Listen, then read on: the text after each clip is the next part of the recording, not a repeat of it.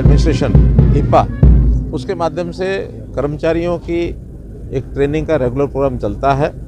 लेकिन प्रधानमंत्री जी ने इस बार जैसा मिशन कर्मयोगी नाम से देश भर के सभी कर्मचारियों का एक विशेष संबोधन करने के लिए और कर्मचारी अपने आप को कर्मयोगी समझे।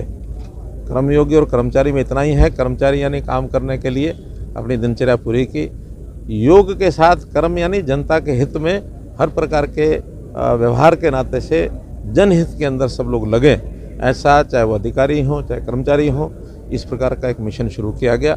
हरियाणा में लगभग 3.5 लाख पक्के कर्मचारी हैं और ये प्रोसेस हमारा 30 नवंबर को शुरू हुआ था और बहुत सी ताकत इसमें लगी है और 31 मार्च तक इसको पूरा करना है।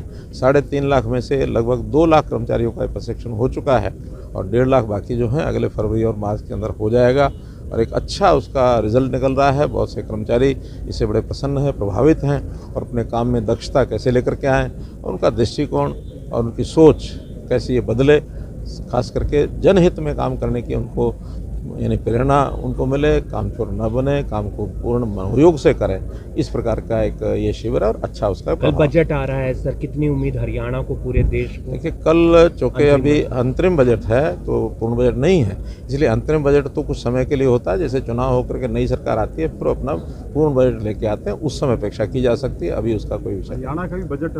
हाँ, हरियाणा का बजट अभी आएगा। बजट का सत्र हमने कैबिनेट ने एक निवेदन किया है, 20 फरवरी से बजट सत्र शुरू करने की बात कही गई है। उसके बाद बिजनेस एडवाइजरी कमेटी उसका आगे का टाइम टेबल बना करके आपको बताएगी। लोकसभा के लिए कार्यालय खोल दिए गए हैं, सब कार्यालय खोल दिए गए हैं। लोकसभा के चुनाव का हमने तो कह दिया कि बिल्कुल बच चुका है।